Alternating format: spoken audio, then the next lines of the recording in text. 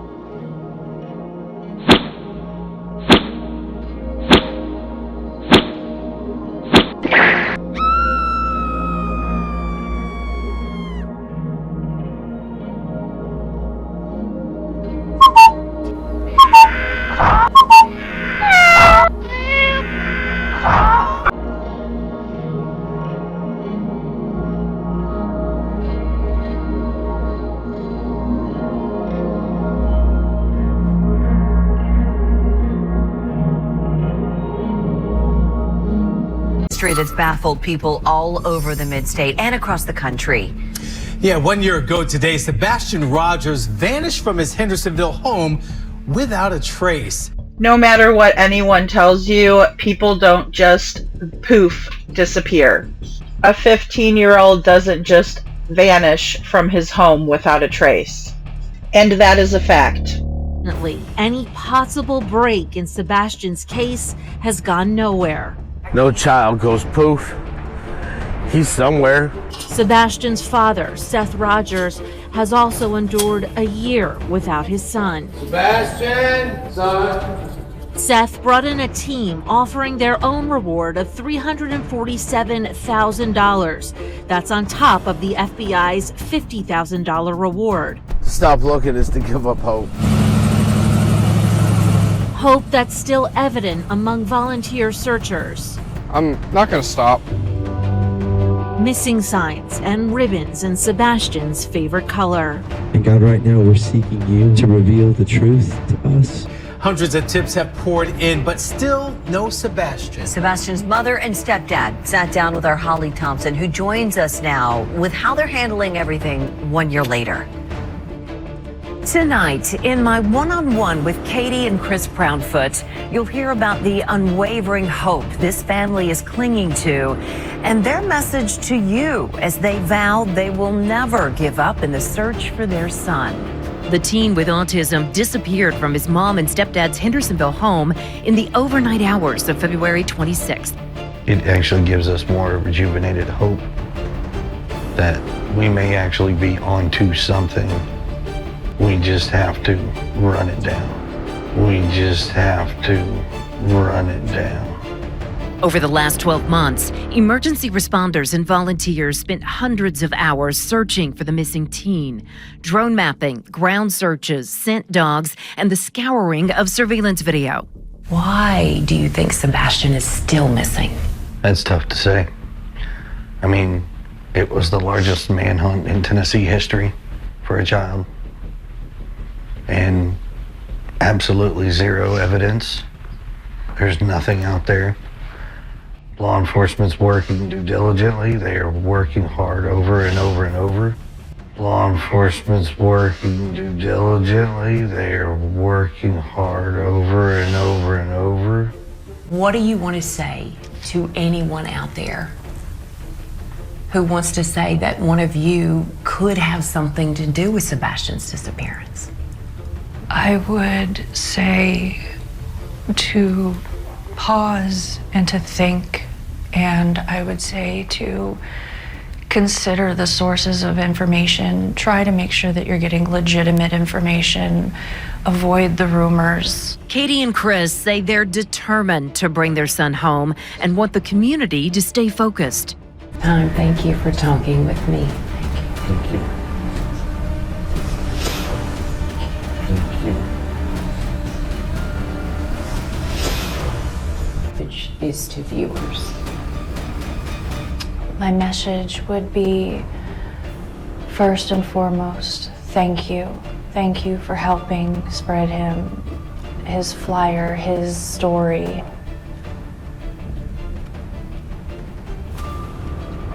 I want to ask everyone not to forget, and I want to encourage people to keep helping and to keep bringing awareness, not only to our son, but to all of the missing children, because they all deserve to go home. I want to ask everyone not to forget, and I want to encourage people to keep helping and to keep bringing awareness, not only to our son, but to all of the missing children, because they all deserve to go home. Don't let him become forgotten. Don't let him become lost in the next story, not to supersede other children, because they all deserve just as much, if not more, attention. Not to supersede other children, because they all deserve just as much, if not more, attention. Just as much, if not more, attention. All children do, but I would say just please don't let him become forgotten and lost, because we're never gonna stop. We're never gonna let that happen if we can help it. Forgotten and lost, because we're never gonna stop. We're never gonna let that happen if we can help it. And if Sebastian's out there listening, I asked Katie what she'd want to say to him. I would say that know that we all love you.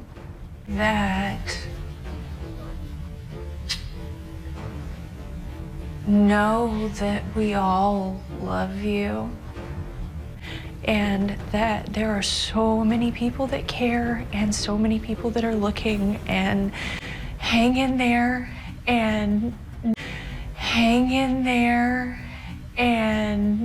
know that we're gonna find you, know that we're gonna bring you home.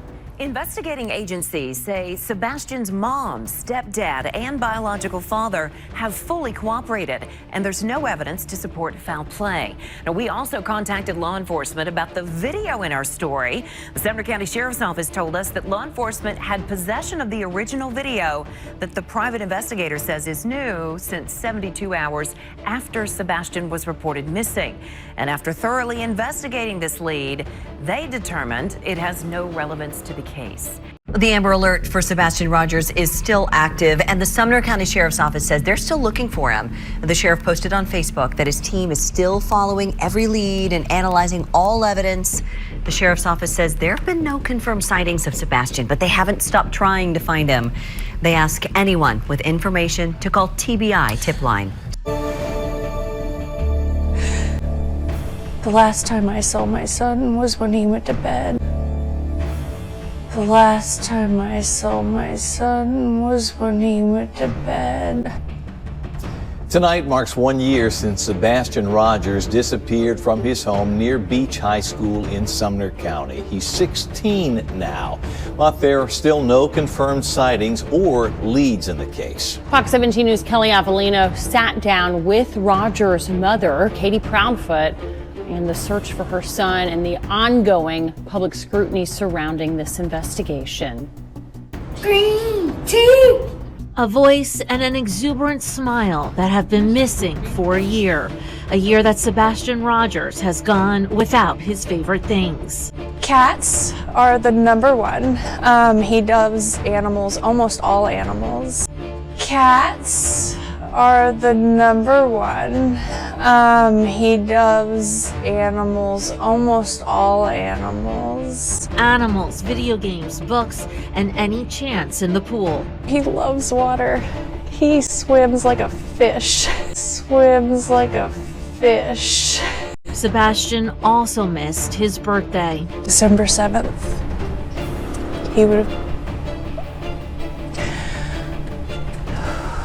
He turned 16, and he should be home for that. December 7th.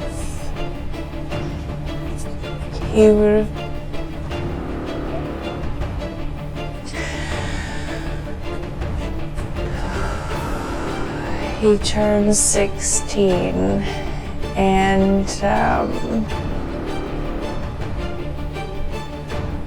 he should be home for that.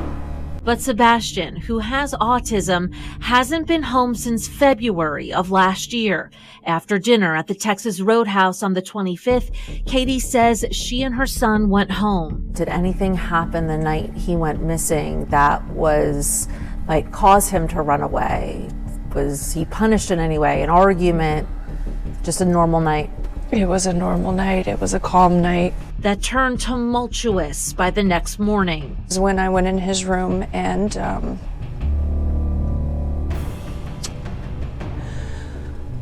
he wasn't there. He wasn't in his bed. Katie says she frantically searched the house and drove around the neighborhood at 6:30 a.m.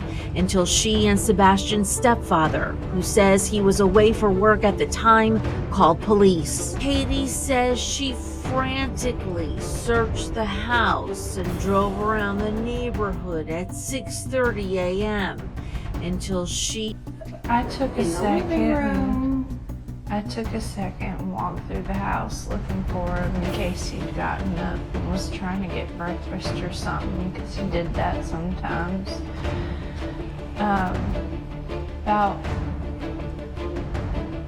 3 minutes in, give or take, I was on the phone with my husband and I said, I can't find him.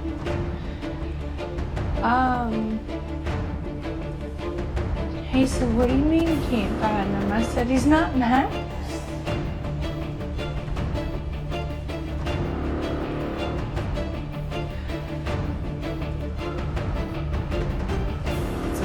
Monday morning, Katie went to her son's room. It was about 6 in the morning when I went to wake him up for school. Katie said, I went in his room and I was like, dude, time to get up. Normally he will like turn and look, and he didn't. And I realized he wasn't in bed, Katie said. I'm gonna have to call bullshit on this one. Unless Sebastian arranged his pillows as if he was trying to sneak out of the house, then Katie would have known that Sebastian wasn't in his bed when she went into his room, because all she would have had to do is look at his bed and know that he wasn't in there. The following moments are every parent's worst nightmare. I looked everywhere in and around the house. I couldn't find him, Katie said. I checked his bathroom and he wasn't there. And I was like, okay, well, maybe he went to the kitchen. You know, maybe he got up before me. And so I went through the house. And when I didn't see him is when I was starting to panic a little bit, Katie said. And I ran through the house, like literally every area of the house, everywhere.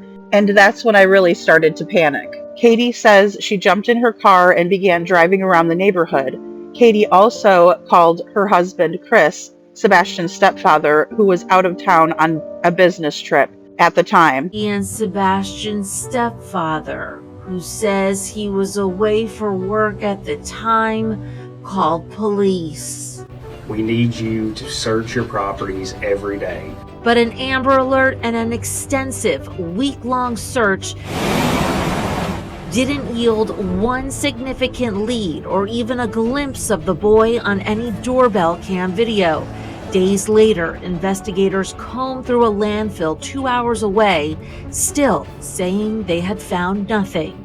There is no evidence to support foul play is involved in the disappearance of Sebastian. But at this point, you don't rule it out? We're not ruling anything out.